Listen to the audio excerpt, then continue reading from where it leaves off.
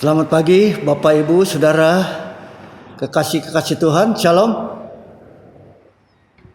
Hari ini kita akan bicara satu tema yang saya sudah siapkan, anak muda yang takut Tuhan.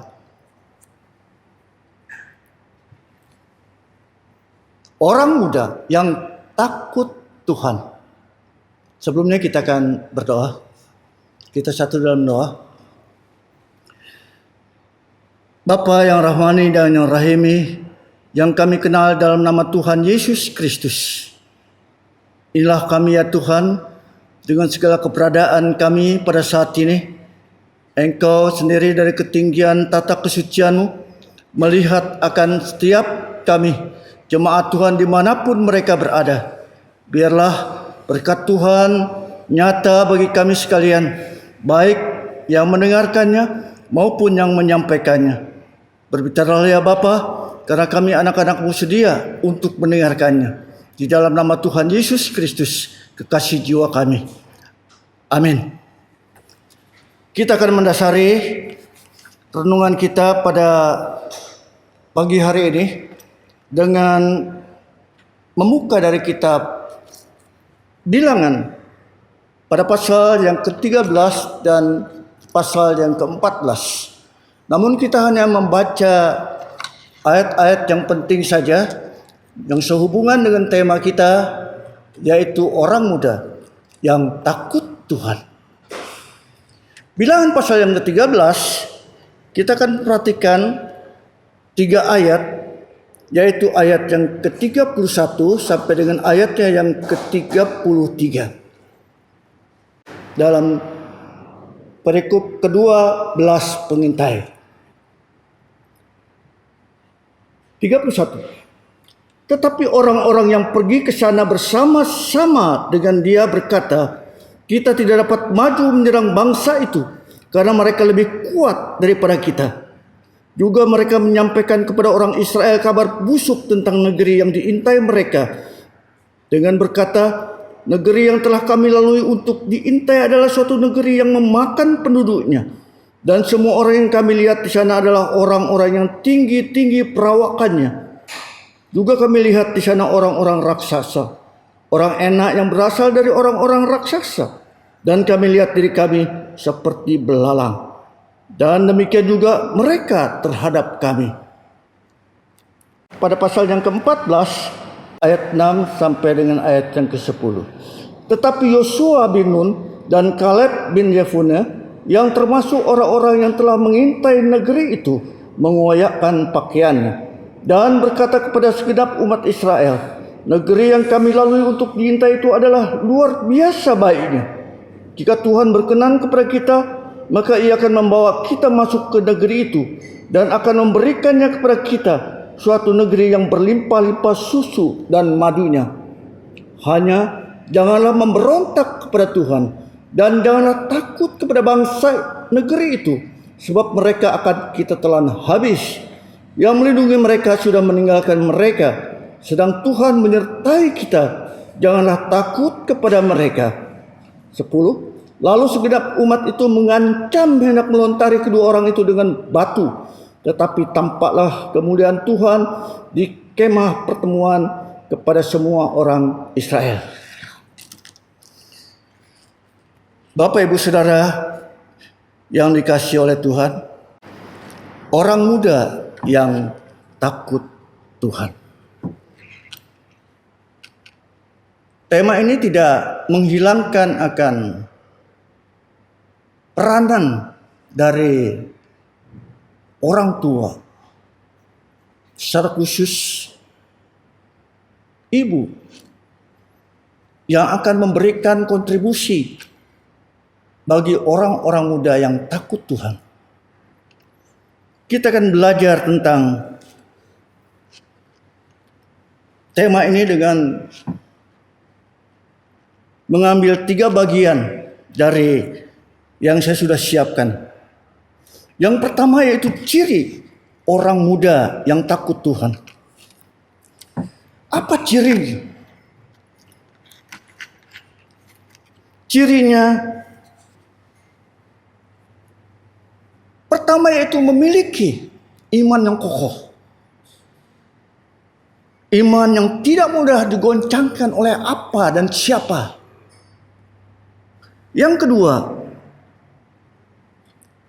berani menghadapi risiko untuk menyelesaikan apa yang sudah diwacanakan.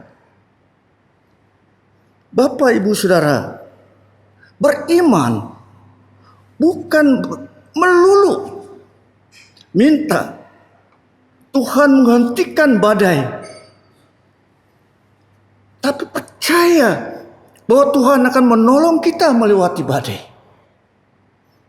Iman tidak melulu agar Tuhan menghentikan corona, meniadakan corona, tetapi percaya bahwa Tuhan akan menolong kita melewati masa-masa seperti itu. Ada seorang muda dari suku Efraim, namanya Hosea atau Yosua. Dia diberi tugas oleh Musa sebagai pemimpin bangsa ini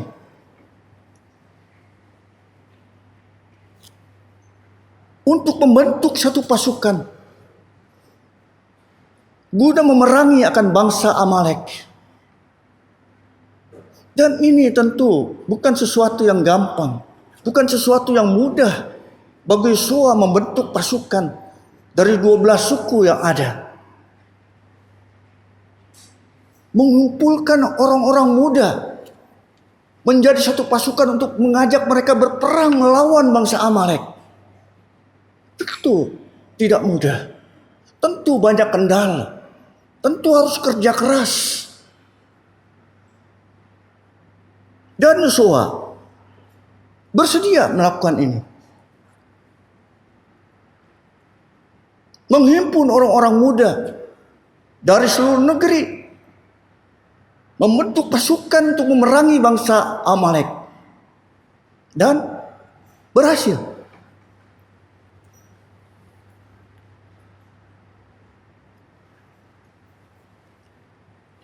Hal inilah yang menjadikan Musa tetap mempertahankan Yosua untuk menjadi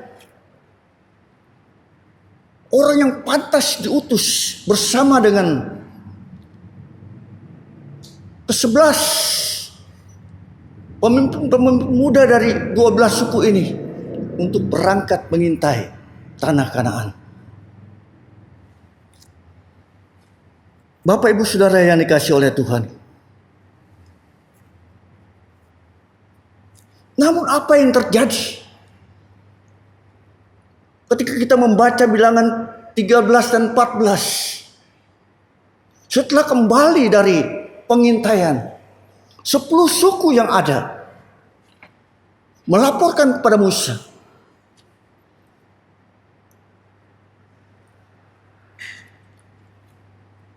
bahwa tidak mungkin kami masuk ke negeri itu. Karena ada orang-orang besar, ada raksasa-raksasa, ada orang-orang yang makan orang.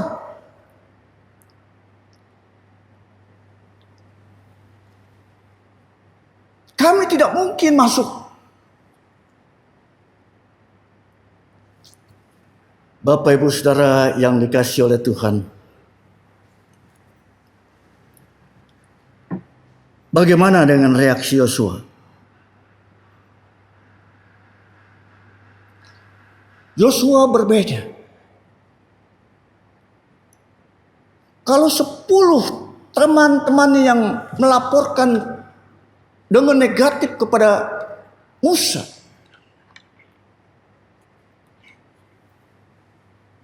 mereka pesimis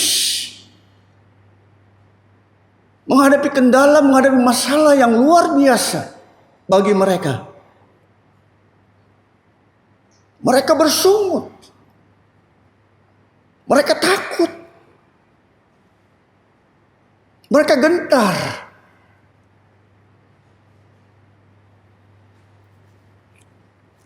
Tetapi berbeda dengan Yosua. Berbeda dengan Kaleb bin Yefune, orang Yehuda. Dua orang ini berbeda. Mereka pemuda yang optimis menghadapi apa yang ada di hadapan mereka. Orang optimis itu tidak membesar-besarkan masalah.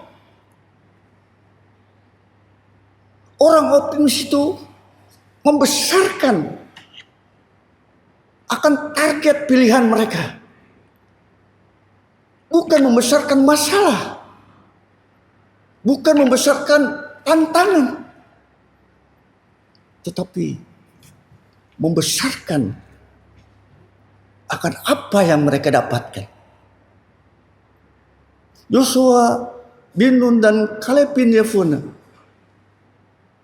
mereka bersama-sama sepakat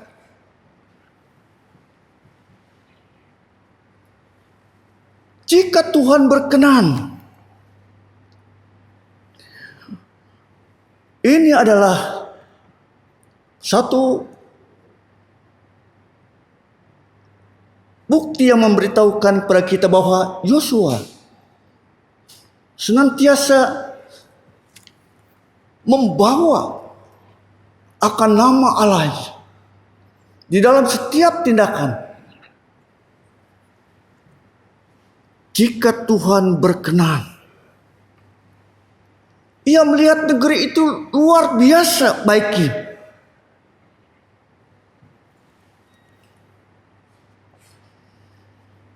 Orang-orang muda yang dikasihi oleh Tuhan, saudara bukan pecundang dan tidak dilahirkan untuk menjadi pecundang. Ya. Tidak memiliki karakter yang cengeng, yang mudah mengeluh, ya. Yang senantiasa menyalahkan orang lain, menyalahkan situasi, menyalahkan keadaan, menyalahkan pemimpin. Yosua berbeda.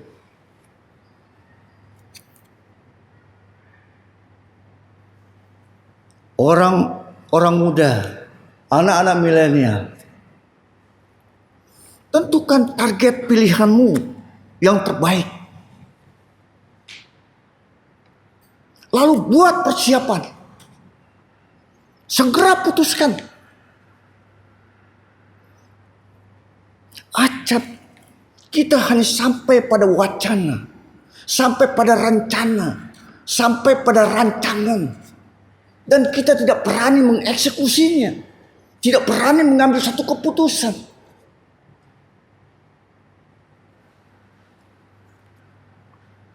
Perjalanan jauh dimulai dengan satu langkah.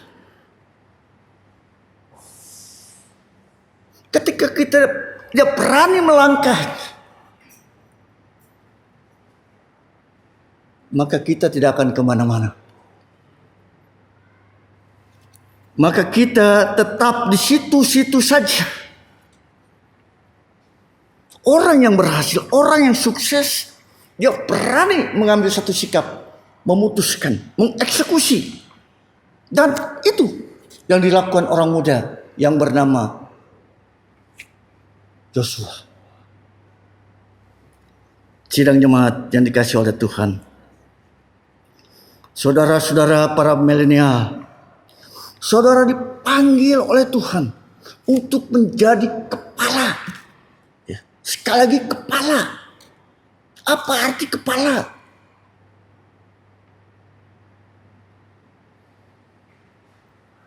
Bukan penonton, ya, tapi pemain. Narasumber yang ditunggu suaranya,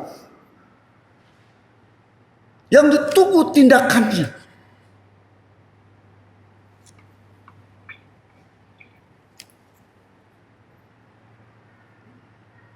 Bapak Ibu Saudara yang dikasihi oleh Tuhan, Yang kedua, pondasi orang muda yang takut Tuhan. Kita akan membaca dari 2 Timotius pasal yang pertama ayat yang kelima. 2 Timotius pasal pertama ayat yang kelima. Demikian kata firman. Sebab aku teringat akan imanmu yang tulus ikhlas, yaitu iman yang pertama-tama hidup di dalam nenekmu Lois dan di dalam ibumu Eunike, dan yang aku yakin hidup juga di dalam dirimu. Bapak, Ibu, saudara yang dikasihi oleh Tuhan,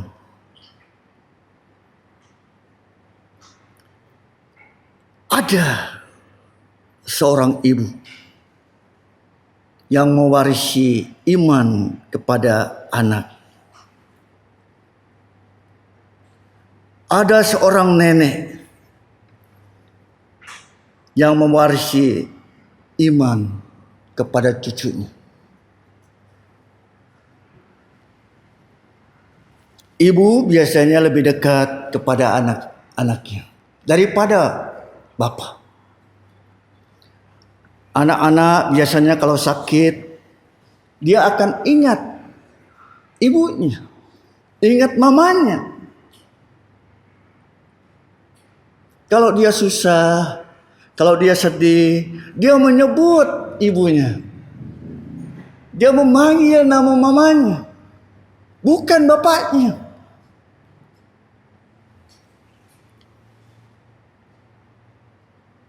Karena ibu lebih banyak waktu bersama-sama dengan anak. Ibu di rumah mungkin seharian bersama dengan anak-anak. Bapak di luar rumah bekerja mencari nafkah. Ibu dekat dengan anak-anaknya.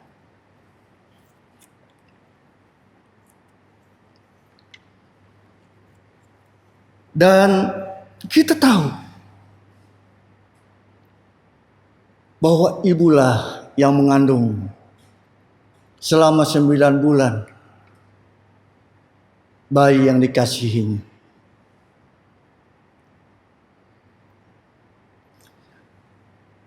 Bayi yang aman di dalam kandungannya. Karena ada cairan, yaitu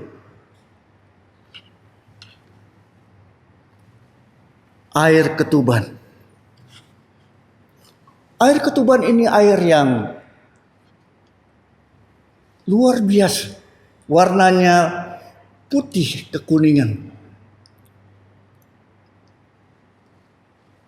Air yang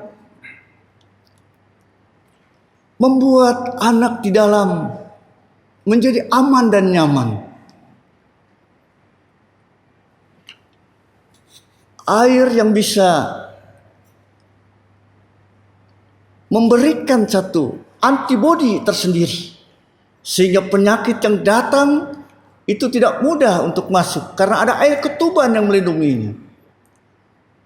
Dan air ketuban ini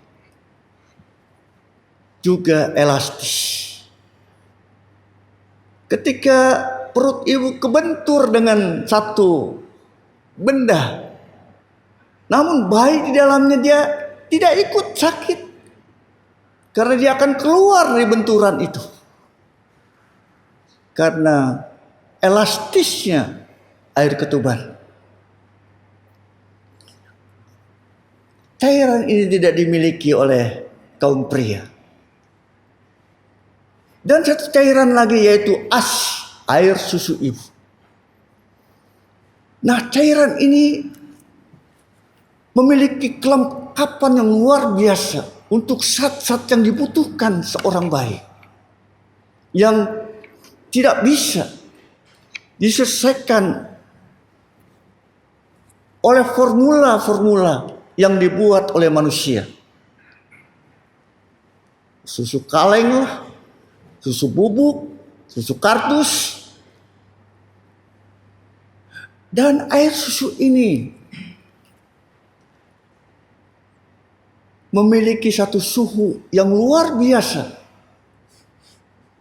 pas bagi bayi. Kita nggak akan pernah melihat bayi menyusui kemudian kepanasan. Nggak pernah. Kenapa? Karena suhu dari air susu ibu itu pas bagi dia. Bapak Ibu Saudara yang dikasihi oleh Tuhan,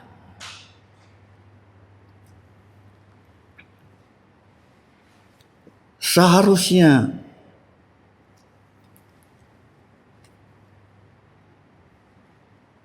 seorang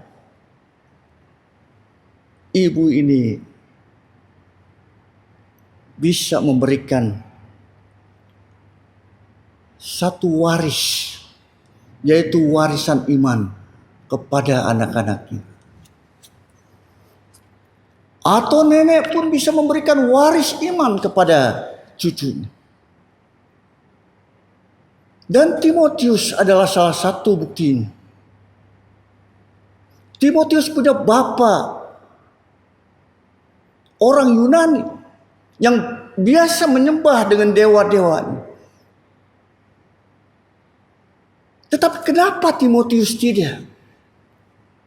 Kenapa Timotius tetap kekeh? Tidak melepaskan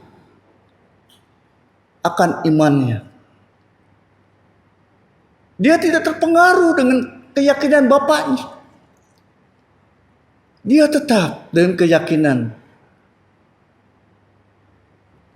bahwa Allah yang Elohim itu adalah satu-satunya kebenaran. Dari mana dia mendapatkan ini? Dari ibunya Eunike, dari neneknya Lois, sehingga ia memiliki iman yang sama dengan ibunya, yang sama dengan neneknya. Seharusnya ibu-ibu, oma-oma ini bisa juga mewariskan iman kepada anak, kepada cucu, dengan menceritakan tentunya tokoh-tokoh iman. Abraham yang luar biasa, ada Ishak, ada Yakub,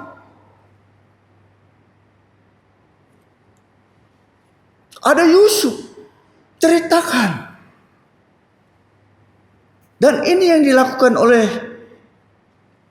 nenek dan ibunya Timotius, sehingga Timotius bisa bertahan tetap sama imannya bersama dengan iman dari ibu dan neneknya.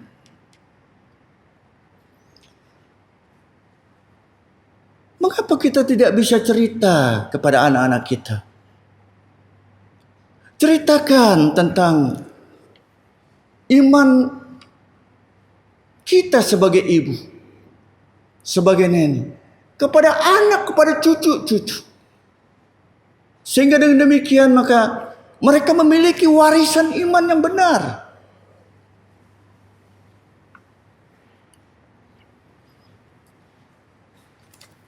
Tidak bisakah kita bercerita tentang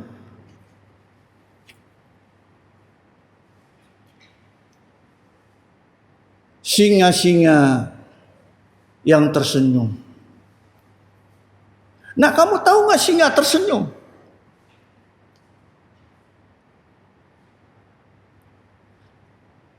Ceritakan tentang Daniel dengan singa-singa yang tersenyum.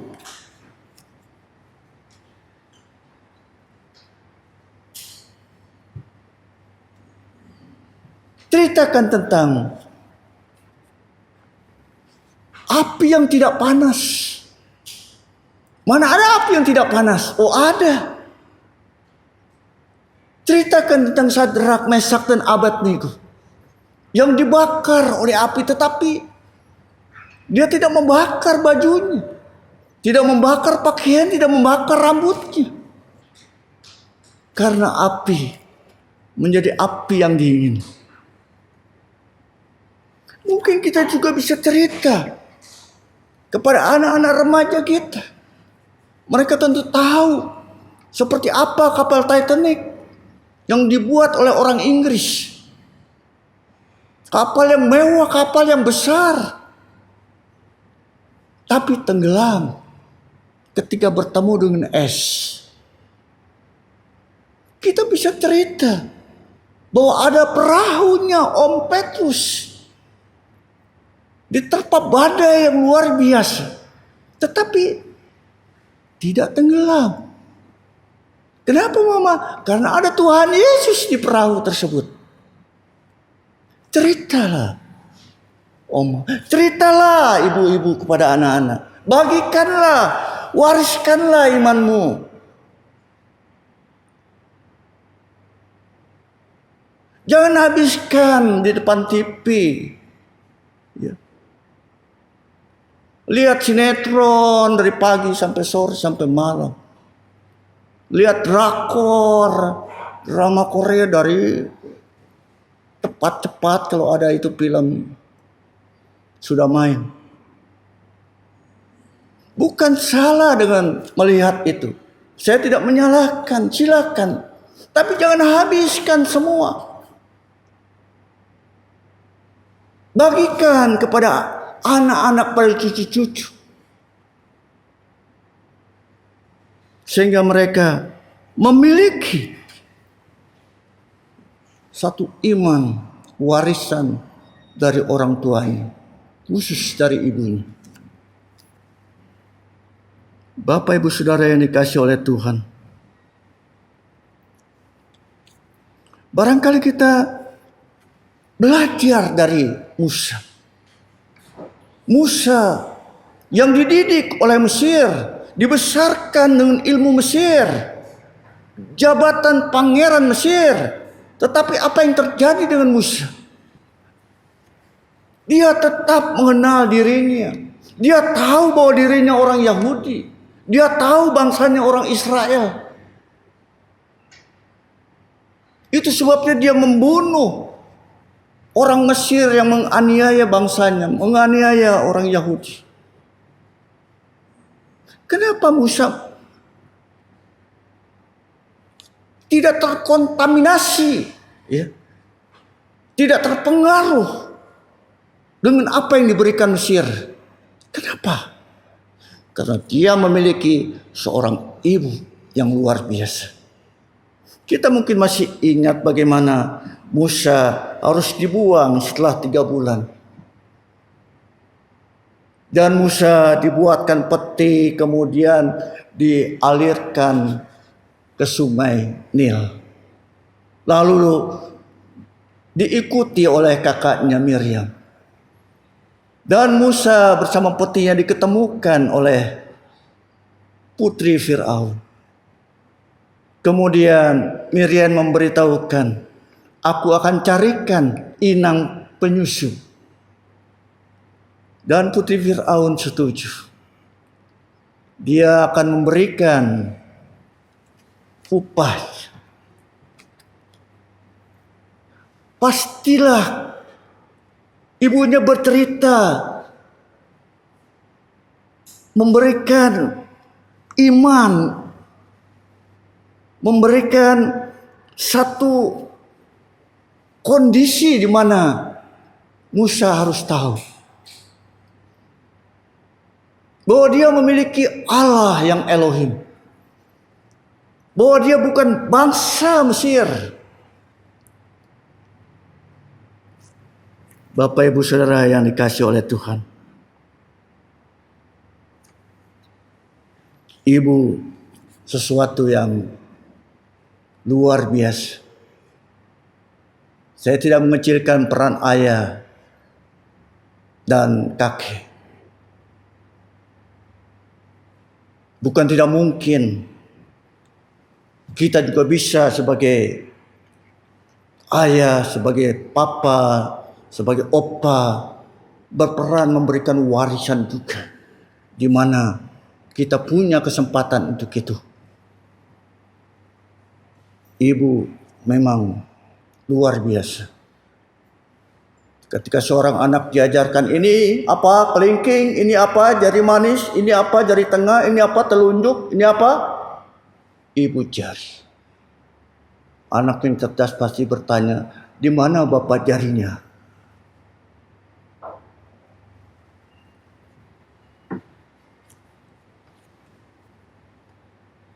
Sidang jemaat yang dikasihi oleh Tuhan.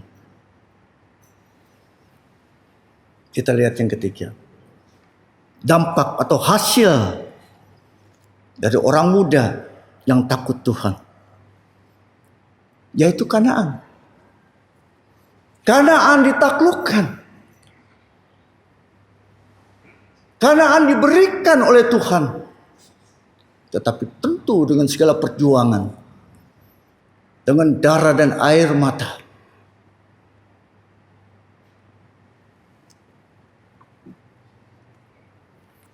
Dengan segala risiko yang harus dibayarnya.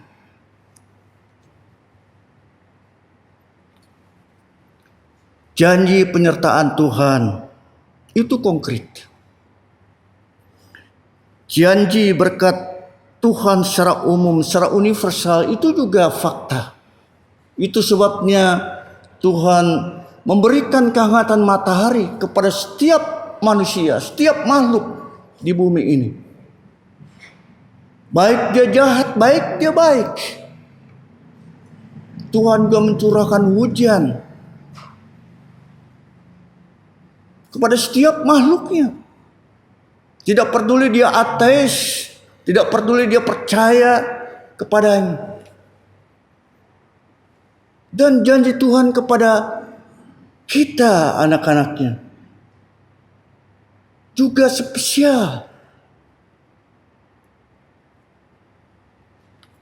Lalu kenapa? Alasan apa yang membuat kita pesimis menghadapi kehidupan ini?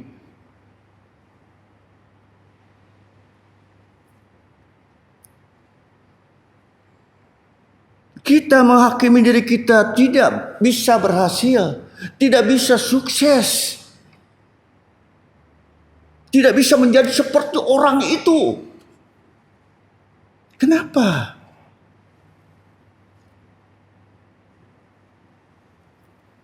Siapa bilang kita produk gagal? Siapa bilang kita tidak bisa menang, tidak bisa sukses? Orang-orang muda,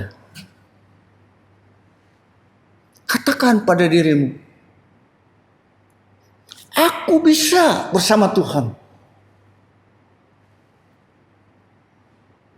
Ketika kita berkata, aku bisa, itu ada kesombongan di dalam. Tetapi kalau kita bicara, aku bisa bersama Tuhan, itulah kerendahan hati.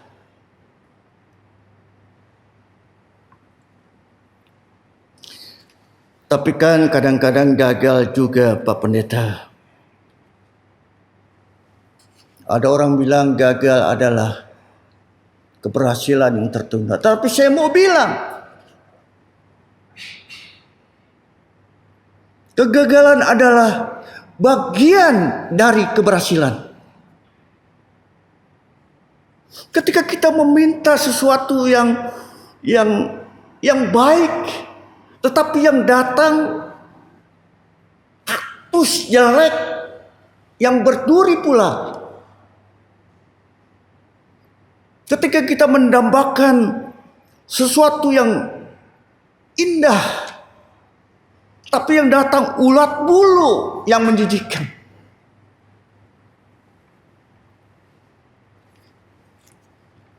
Saat itu, saat untuk berdiam diri, saat untuk introspeksi, saat untuk memeriksa diri, saat untuk mensyukuri bahwa Tuhan ada bersama dengan orang yang takut akan Dia. Sabar sebentar dan tunggu sebentar. Ketika ulat yang menjijikan itu menjadi kepompong yang kaku dan beku, kita masih tunggu lagi. Ketika kepompong itu berubah, mengeluarkan akan kupu-kupu yang cantik.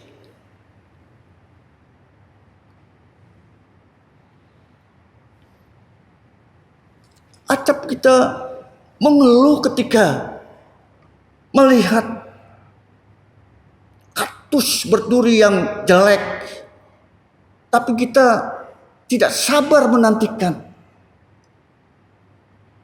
Namun ketika kaktus itu mengeluarkan bunga yang indah, kita baru merasa Tuhan baik. Bapak, Ibu, Saudara yang dikasihi oleh Tuhan,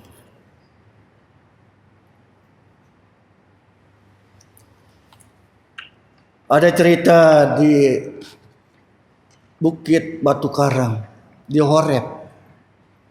Bangsa Israel begitu marah karena kehausan tidak ada air. Dan di Bukit Batu Karang itu Tuhan meminta Musa untuk menunjuk batu karang itu sehingga keluar air yang deras.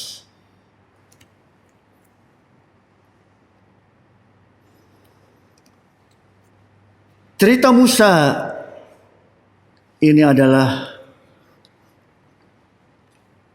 sesuatu yang di luar nalar manusia. Dan Tuhan bisa memberikan kepada kita sesuatu yang di luar logika. Tuhan mampu memberikan kepada kita di luar hukum alam ini. Dan bagi Tuhan tidak terlalu sulit. Kita hanya bisa, oh kok begini jadinya. Luar biasa.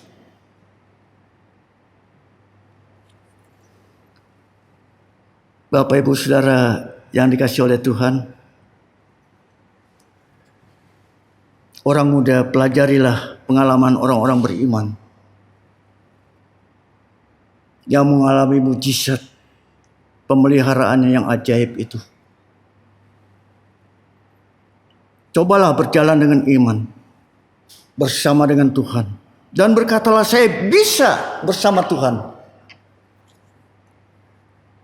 Dan tunggulah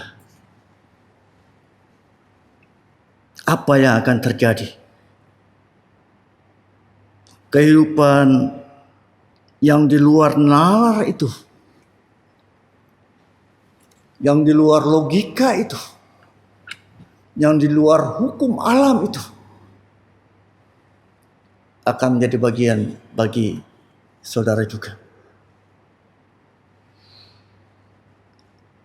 Orang muda yang takut Tuhan. Para orang tua, khususnya ibu-ibu, waris yang paling berharga adalah iman. Jangan habiskan waktu dengan sia-sia tanpa bercerita tentang iman kita. Mau anak-anak cucu-cucu kita berhasil? Mau anak-anak cucu-cucu kita menjadi orang-orang pemenang dan bukan pecundang? Wariskanlah iman itu kepada mereka. Tuhan memberkati firman-Nya. Amin. Mari kita berdoa.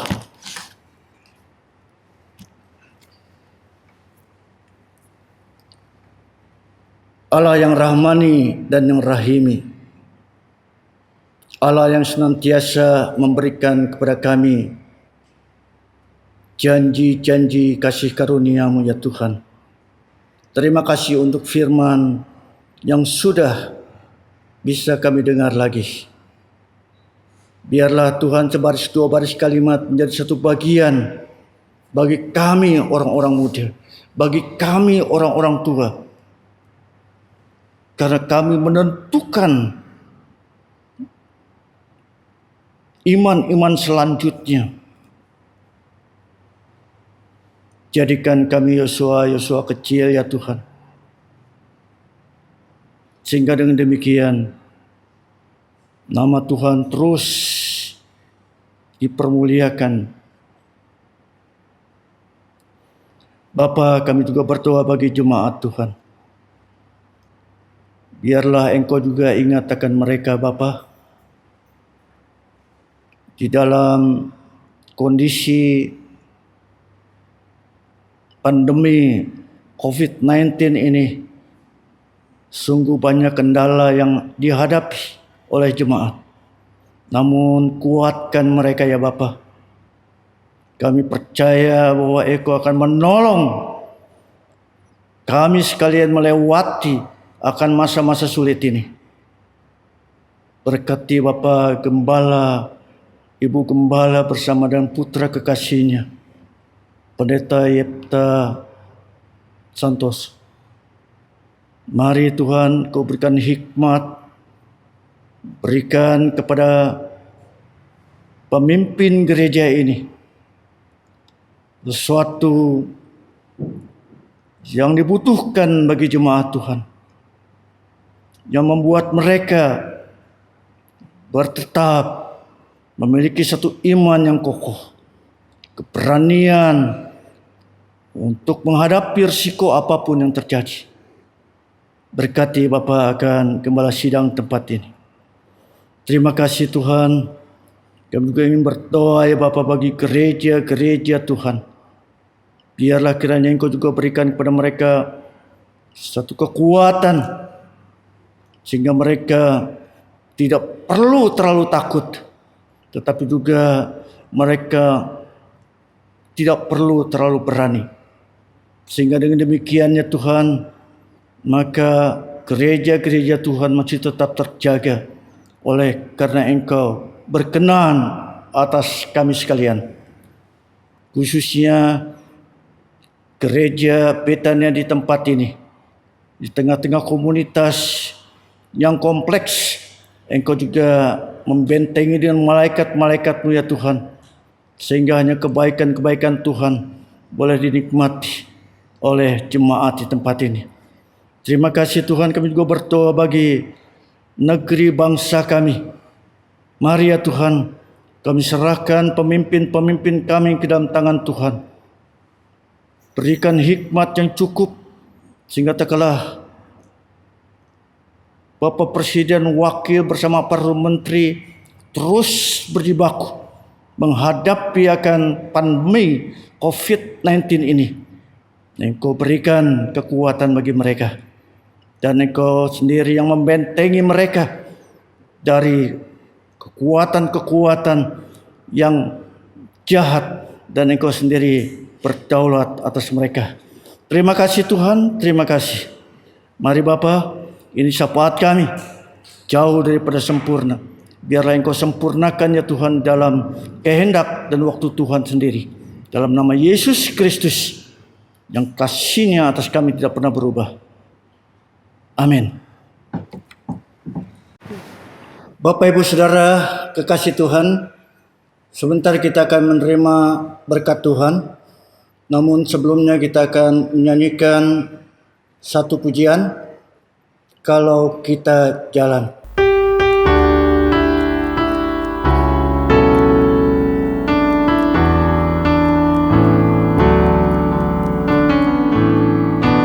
Kalau kita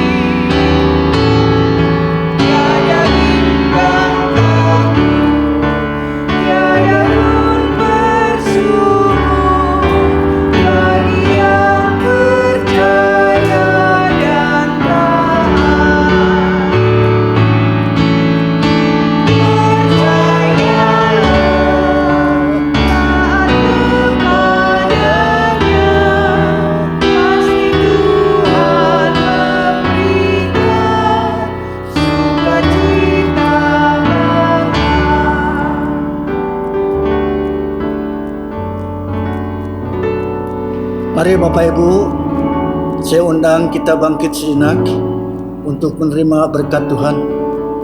Biarlah kasih karunia yang datang dari Allah Bapa, penyertaan dari Tuhan Yesus Kristus Anak Putra, dalam persekutuannya dengan Roh-Nya yang kudus, memberkati Bapak Ibu saudara sekalian dari saat ini bahkan sampai Maranatha, Tuhan datang kali yang kedua. Amin.